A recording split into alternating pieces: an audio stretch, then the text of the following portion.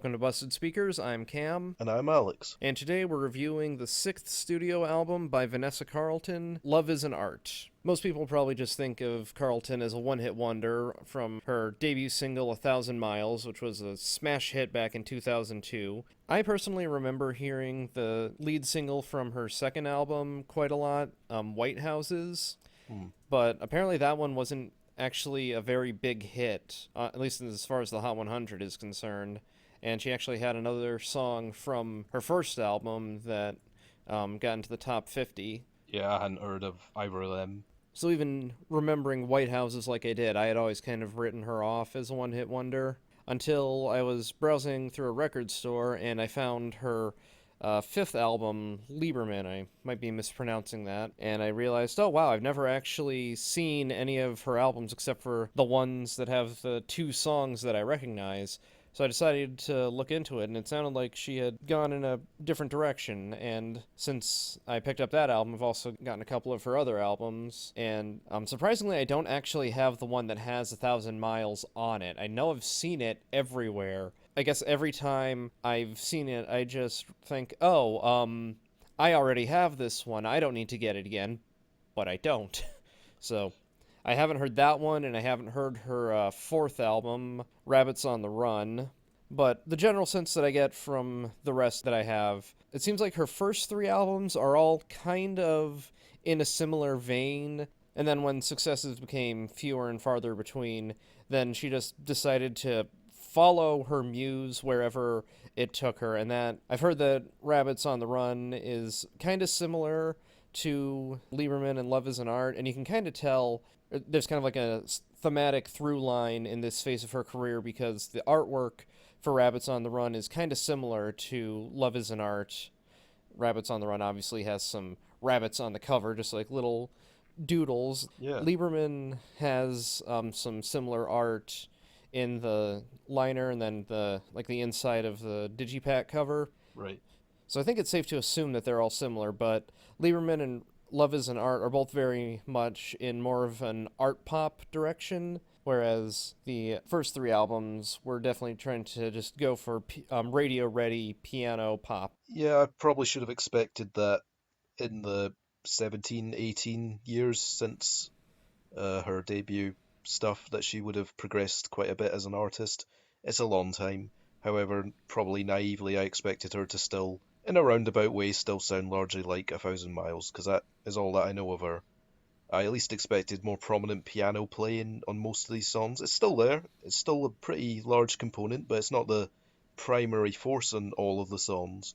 This is definitely, like you say, more arty, more variety and different minute styles within art covered.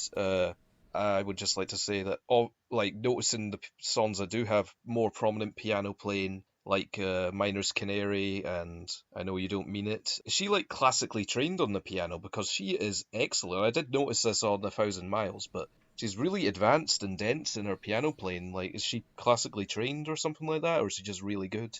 Yeah, I believe she was. Like I was reading her profile or her biography on AllMusic, and it said that she was like a very promising ballerina in like her high school days.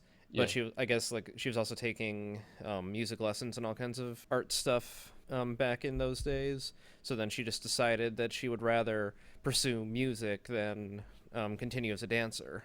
Well, I'd say that reasonably paid off. You could talk about the arguable success of being a one hit wonder all day, but especially with this album, I'm glad she went into music because this album is pretty damn good, I'd say.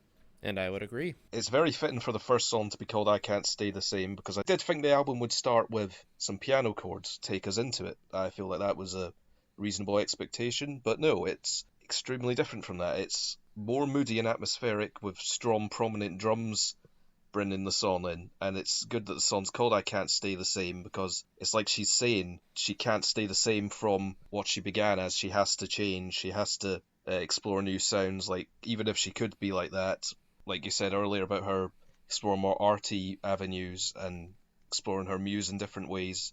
I feel like that is the mission statement of this song. Yeah, I'd agree. There's an undercurrent of change and growth all through the album. Well, yeah, it's shown on quite a few songs on here that is true. like Companion Star, which I thought was just called Northern Star, to be honest, because she never actually says Companion Star in the song. She only says Northern Star. It's very lyrical, heavy about like identifying with like ivy growing out of a place, having to move on, and there's like Die Dinosaur. Did you think that was a bit of a weird song, honestly? Like, not unexpected based on what had come before it, and honestly, not even the quote unquote weirdest thing on the album overall, in Uh my huh. opinion. But it is definitely one of the shiftiest songs. It's one of the ones that like changes and evolves the most, and that's like really where the theme of change comes through on this album, because like a lot of these songs just don't really stay in one place. Like, I think the two shortest ones, Companion Star and Patience, are probably the ones that most, stay in one spot. I feel like the title track stays in one spot too, since it's just verse, chorus, verse, chorus. It doesn't change up more than that, even though it is a pretty good Well, song. like, not just like the verse chorus structures. I meant like in the instrumentation. Like, it never. Yeah, but I mean that as well for that song. Well, Starts in the verses as just an ambient pop song, and then adds some piano chords in the choruses, which aren't even that much different from the verses. Like, it's not a bad song. It's just it doesn't change up much. and then I think Future Pain was the either lead single or the most recent one of the most recent songs from the album released. It's the lead one. Yeah, and like that is like the most probably the most traditional song on the album in terms of both structure and instrumentation. Yeah, but it's Um, also the one I like the most lyrically hmm because she basically is saying like she's got to get out there to change anything in her life. So she's at like a bar setting. I mean, that's kind of what it was like in the video, I guess, but I guess she could be anywhere. Where putting herself out there, she's got nothing to lose, but also nothing to gain if she doesn't go out. But future pain, like this, anyone you try and start a relationship with is a gamble. You could either lose future pain by being with the right person, or you gain it, but you never know until you try. So yeah, I feel like that's a really solid message in that song. And it does have a really good trick near the end where it like stops for a few seconds and then starts again. I love when songs do that. It just brings a lot more power, especially towards like endings of songs. There are some really excellent adventurous songs on here, which are the ones I like the most. I think I've kind of established that there are some tricks that I just don't like hearing in pop music. A lot of the time, I'll bring them up in our reviews because this person does it right and whatever. And then big one is prominent in Die Dinosaur and a couple other songs on here, Uh, but it's just like the randomly pitch shifted vocals. Most of the time, I despise that whenever it's used, but it feels like there's a purpose for it because it's like the vocals, like, she's got like one that starts low and gets lower with every repetition, and then another track that like starts high and just like gets higher and kind of just moves around a little more. And like it really works and just creates this great atmosphere in the song. is she being pitch shifted, or does she just have a really good vocal range? Because I never really picked up on that. I figured it was just like really like tastefully done pitch shifting. Like, I never heard her going down into like a tenor range or whatever. No, I just mean like her more standard voice, but then she can hit some really high notes, which are really impressive. Maybe it was just really well done pitch shifting. Like I know you didn't mean it, especially into the choruses. That felt like just natural vocal range to me. One way or the other, it's well done. That's all I'm Yeah, saying. like all the vocals here are very appealing, be it pitch shifted, double tracking, her own backing vocals for herself, or just normal singing. It's all good. Yep. Speaking about Die Dinosaur, it's actually one of the weaker songs for me. Oh, you think so? Musically, I just hate songs that have like endless repetition as the chorus. Like it doesn't feel fleshed out to me. However, lyrically, that song is actually very interesting because it's a pretty angry song. She's talking about how she aligns with like a younger school of thought, and obviously she's saying the old fogies and old thought people should die. Dinosaur, like that's the song. Like she says herself, young courage never fades, and they're thinking of brand new ways to be creative. So it's like she's saying the old generation will fade away, but she'll stand strong. And it's pretty interesting because she isn't that young, but she identifies with a younger school of thought. I just found that pretty interesting. even if the song Die Dinosaur isn't that good for me.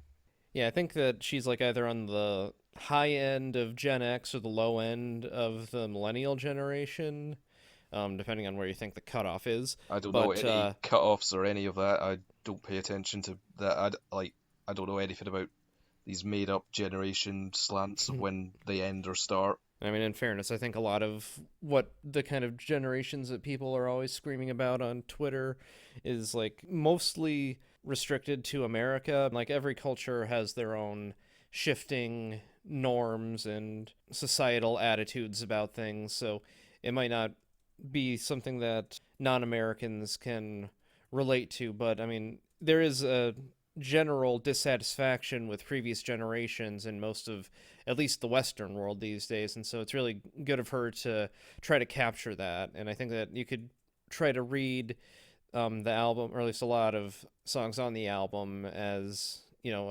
trying to like implore a changing of the guard in that sense.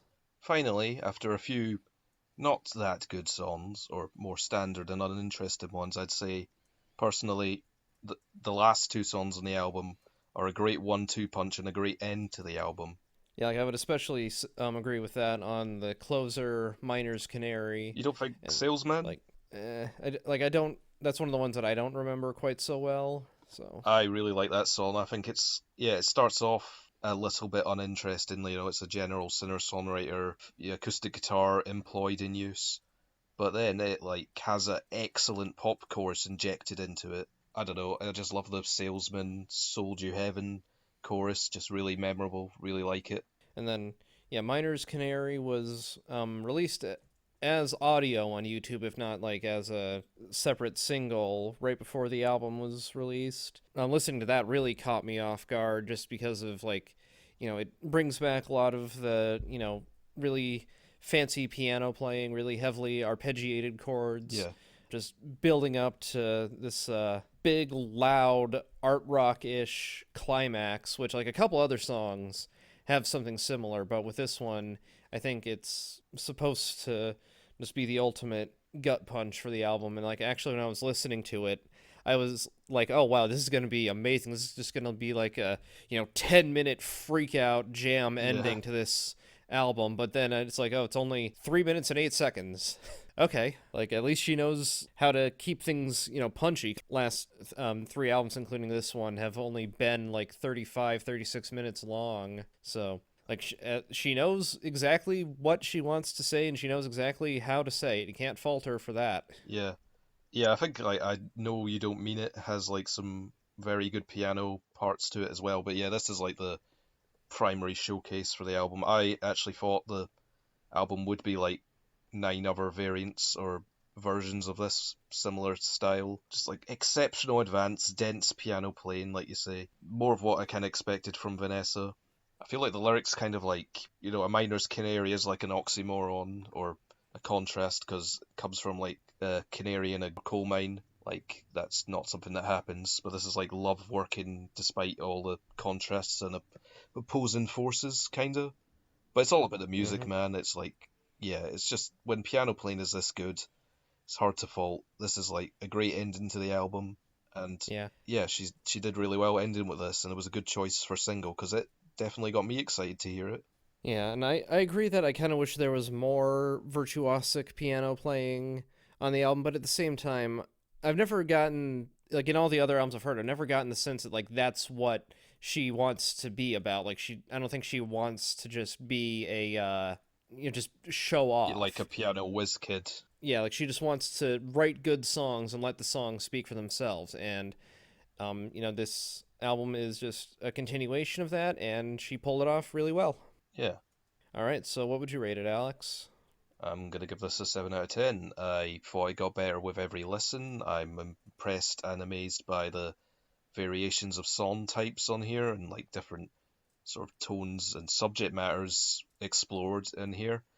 Lots of excellent songs, lots of replayability, especially that Miner's Canary, if you leave the album on like loop on Spotify, goes back into I Can't Stay the Same, which is great just because that's a great intro to the album. So you could listen to it forever, and that's what I'll do. All right. and I'm also going to give it a 7.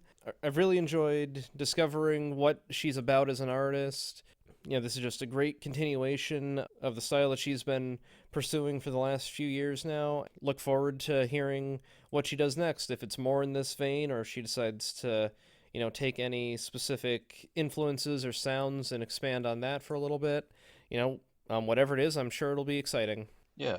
All right, thanks for tuning in to Busted Speakers. Subscribe if you want to see more of our album reviews. You can follow us on Twitter at _Busted Speakers. You can follow me on Twitter at SubProspector. Check us out on Facebook. Leave us a like if you like the video, and we will see you all next time. Bye. See you guys.